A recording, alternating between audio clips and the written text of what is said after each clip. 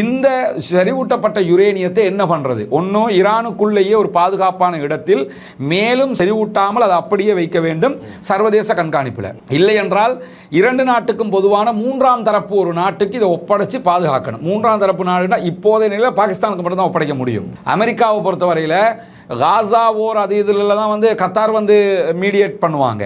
ஆனால் அமெரிக்காவுக்கு தலைவலின்னு வந்து சைனாவோட தலைவலினாலும் பாகிஸ்தான் தான் வருவாங்க, ஆப்கானில் தலைவலினாலும் பாகிஸ்தான் தான் வருவாங்க.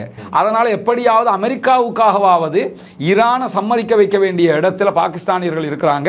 ஏன்னா அடுத்து இருக்கக்கூடிய அவங்க ஒட்டோமான் கலிஃபேட் வச்சுக்கிட்டு இருந்தவங்க, துருக்கியை வீழ்த்தணும், துருக்கி மேலே தான் அடுத்த அபாண்டங்கள் சொல்லப்படும்னு வெளிப்படையாகவே துருக்கியினுடைய ஃபாரின் மினிஸ்டர் மிக தெளிவாக பேசுகிறார். ஆனால் இந்த இடத்துல சவுதியை ஈரான் தாக்கும்போது பாகிஸ்தான் வரல. ஏன் வரலன்னு கேட்டால் ஆல்ரெடி ஈரானுக்கும் பாகிஸ்தானுக்கும் இடையில ஒரு நட்பு இருக்குது, அதனால வரல.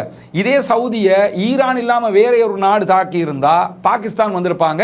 யுஏஇக்கு கடன் கொடுக்க இருக்குது, அதாவது பாகிஸ்தான் கடன் கொடுக்க இருக்கிறாங்க. அந்த கடனை நாங்க அடைக்கிறதுக்கு ரெடின்ட்டாரு. உங்களுக்கே பாகிஸ்தான் நிலைமை தெரியும், அங்க சாப்பிட வழி இல்லாம இருக்காங்க.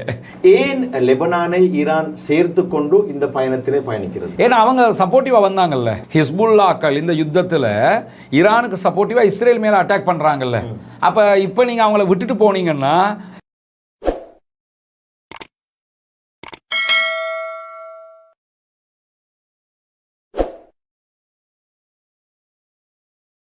அஸ்ஸலாமு அலைக்கும் வரஹ்மத்துல்லாஹி வபரகாத்துஹு. மீண்டும் ஒரு ஷார்ட் டாக் நிகழ்ச்சியில் உங்கள் அனைவரையும் சந்திப்பதில் மகிழ்ச்சி அடைகிறேன்.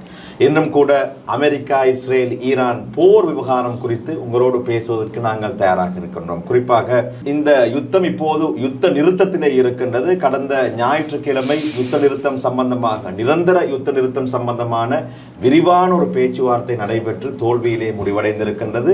இந்த நிலையிலே அமெரிக்க அதிபர் டொனால்ட் ட்ரம்ப் மீண்டும் நானும் ஹொர்மோஸ்